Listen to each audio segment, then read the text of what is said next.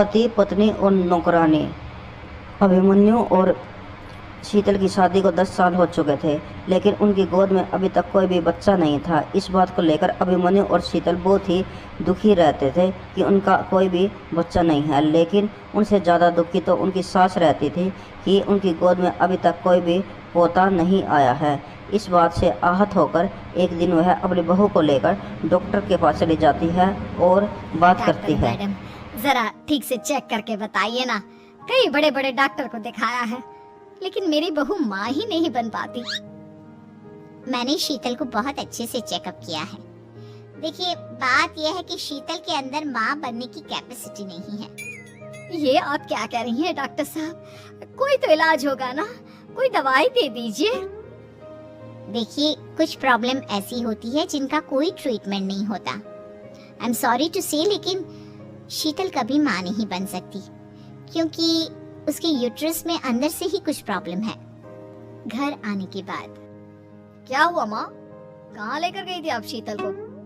अरे कहाँ लेकर जाती, डॉक्टर मैडम के पास ले गई थी, लेकिन तेरी बीवी तो कभी माँ बन ही नहीं सकती। मम्मी जी, इसमें मेरी क्या गलती? अगर अंदर से कोई प्रॉब्लम है तो उसमें मैं भी कुछ नहीं कर सकती। जानती हूँ, ये बात डॉक्टर के मुंह से सुन चुकी हूँ। अब दोबारा मेरे सामने इस बात का गाना मत गा।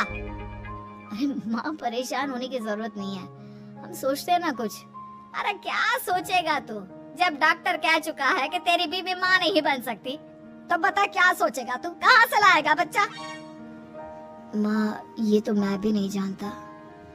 अभिमन्यु, क्यों ना हम अनाथ आश्रम से एक बच्चा गोद ले आए? क्या फर्क पड़ता है बच्चा हमारा हो या गोद लिया हुआ? आई बड़ी बातें बनाने वाली, क्या फर्क पड़ता है? अरे क्यों फर्क नहीं पड़ता? मुझे इस वंश को आगे बढ़ाने के लिए मेरे बेटे का खून चाहिए, किसी दूसरे का नहीं।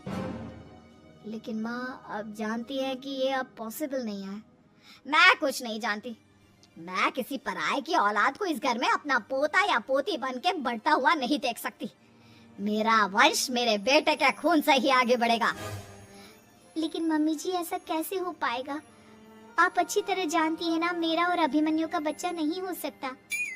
तो मैं अपने बेटे की दूसरी शादी करवाऊंगी और अपनी दूसरी बीवी से ये मुझे बच्चा पैदा करके देगा। ये आप क्या कह रही हैं माँ? मैं किसी और से शादी नहीं करने वाला। मेरे रहते हुए आप अभिमन्यु की शादी किसी और से करवाएंगी? मम्मी जी, आप ऐसा कैसे कर सकती हैं? तो बस देखती जा बहू, मैं ऐसा कैसे कर सकती हूँ। कुछ दिनों के बाद। अभिमन्यु, मैंने तेरे लिए लड़की ढूंढ ली है। माँ, मैं आपको कितनी बार समझाऊं, मुझे किसी से शादी नहीं करनी है। पहले मेरी बात सुन। ये जो चमेली है ना, हमारे घर में काम करने आती है, वो तुझसे शादी करने के लिए तैयार है। मम्मी जी, आप अभिमन्यु की शादी एक नौकरानी के साथ करवाएंगी? वो इसलिए क्योंकि चमेली दिखने में बहुत खूबसूरत है, बच्चा भी सुंदर ही होगा। मम्मी जी, लेकिन एक बच्चे के लिए अपने बेटे की शादी नौकरानी के साथ करवाना, क्या ये सही है? अगर अभिमन्यु ने शादी नहीं की ना, तो मैं अपनी जान दे दूंगी। अब देख लो, अगर तुम्हें अपनी माँ की जान प्यारी है तो तुम्हें इस नौकरानी के साथ शादी करनी ही होगी। इस तरह जान की देवी अपने बेटे अभिमन्यु की शादी नौकरानी चमेली के साथ करवा देती है। कुछ दिनों के बाद। नौकरानी से मालकिन बन के तो मजा आ गया। अब तो मैं इस घर की मालकिन हूँ। देखो, अपने आप को ज्यादा मालकिन समझने की कोशिश मत करो। एक बार तुम्हारा और अभिमन्यु का बच्चा इस दुनिया में आ जाए, उसके बाद तुम इस घर से हमेशा के लिए चली जाना। अरे जाओ जाओ, किसी और के आगे बातें बनाना। एक बच्चा तो पैदा नहीं कर सकी। बढ़िया आई, जाओ जाकर मेरे लिए कॉफी बना कर लाओ। नौकरानी मैं हूँ या तुम? मम्मी जी, देखिए ना शीतल मुझसे किस तरह से बात कर रही है। शीतल, तुम्हें पता है ना चमेली प्रेग्नेंट है, मेरे बेटे के बच्चे की माँ बनने वाली है। वो जैसा कहती है वैसा करो। लेकिन मम्मी जी, वो मुझे नौकरों की तरह ट्रीट कर रही है। अरे तो करेगी ना, वैसे भी बहू तुम हो किस काम की, एक बच्चा तो पैदा नहीं कर सकती। जाओ अब घर के सारे काम करो और चमेली को आराम करने दो। थैंक यू मम्मी जी, भगवान आपका भला करे। आप नहीं होती तो मैं नौकरानी से महारानी कैसे बनती? देखो, तुम्हें जो चाहिए सब मिलेगा, खूब खाओ पियो, मजे की जिंदगी जियो, लेकिन बस मुझे एक बच्चा पैदा करके दे दो। कुछ दिनों के बाद, मम्मी, बच्चे के लिए आपने मेरी शादी चमेली के साथ करवा तो दी, लेकिन दिन और रात का चैन मिट गया है। सारा दिन शीतल और चमेली की बहस चलती रहती है। अब शीतल को इस घर में रखने से क्या होगा? मैं तो कहती हूँ उसे घर से निकाल दो, है भी किस काम की। मैं ऐसा नहीं कर सकता माँ, वो मेरी पत्नी है, उससे बहुत प्यार करता हूँ मैं। तुम्हारी पत्नी चमेली है, चमेली, उससे प्यार करो। अरे तुम्हारे बच्चे को जन्म देने वाली है वो। अभिमन्यु, मैं खुद ही इस घर से चली जाती हूँ। वैसे भी अपने ही घर में नौकरों की तरह रहकर परेशान हो चुकी हूँ। घर की नौकरानी मेरे ऊपर हुक्म चलाती है, वो तुम्हारी पत्नी बन चुकी है। अब मेरा इस घर में क्या काम? अभिमन्यु के बार बार रोकने पर भी शीतल उस घर से चली जाती है। कुछ दिनों के बाद चमेली एक बच्चे को जन्म देती है। भगवान ने मेरी सुन ली, मेरे बेटे का घर भर गया, उसका अपना बच्चा इस दुनिया में आ गया।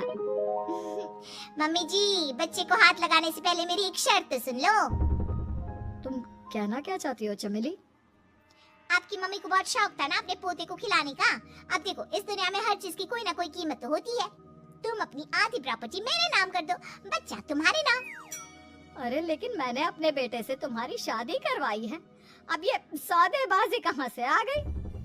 जो औरत अपनी बहू को घर से निकाल कर एक नौकरानी के साथ अपने बेटे की शादी करवा दे, वो तो सौदेबाजी कर ही सकती है ना। उसका कैसे भरोसा कर सकते हैं? मुझे बस आप लोगों की प्रॉपर्टी चाहिए, उसके बाद ही बच्चे को आप हाथ लगा सकते हैं। मैंने कहा था ना मम्मी, आप गलत कर रही हैं। देखिए, उसका नतीजा आपके सामने है।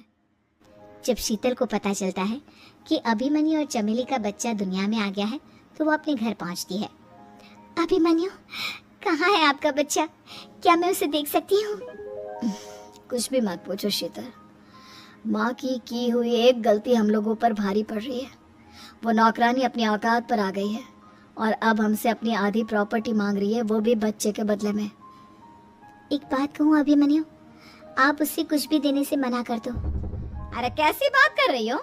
मेरे बेटे की औलाद है उसके पास, ऐसे कैसे मना कर दे? मम्मी जी, वो अभिमन्यु का बच्चा नहीं है, वो चमेली और उसके बॉयफ्रेंड का बच्चा है। ये तुम क्या कह रही हो शीतल?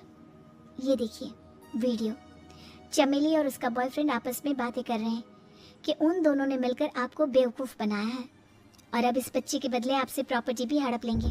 हे भगवान, ये मुझसे क्या हो गया? ना तो बच्चा मिला और अपने बेटे की नौकरानी के साथ शादी करवा दी सो अलग। अब क्या होगा? मुझे माफ कर दो शीतल, मेरी वजह से तुम्हें बहुत तकलीफ हुई है। अभिमन्यु, मैंने कहा ना, उस नौकरानी को उसके बच्चे सहित इस घर से बाहर निकाल दो। लगता है मेरे अभिमन्यु का बाप बनने का सपना अधूरा ही रह जाएगा। अभिमन्यु, अपनी मम्मी से कहो कि परेशान ना हो। आपको याद है एक बार हम एक IVF सेंटर गए थे, मैंने फिर से वहां जाकर बात की थी और आपको पता है इस बार मैं प्रेग्नेंट हूँ, क्योंकि हमने वहां पर प्रोसीजर करवाया था जिसकी वजह से मैं प्रेग्नेंट हो गई थी और इस बात का पता मुझे बस कुछ महीने पहले ही लगा है। हमारा बच्चा इस दुनिया में आने वाला है अभिमन्यु। मुझे माफ कर दो शीतल बहू, मुझसे बहुत बड़ी गलती हो गई। कोई बात नहीं माँ, लेकिन अब हमें उस धोखेबाज नौकरानी को इस घर से बाहर निकालना है और इस घर की मालकिन को वापस घर लाना है, वो भी अपने बच्चे के साथ।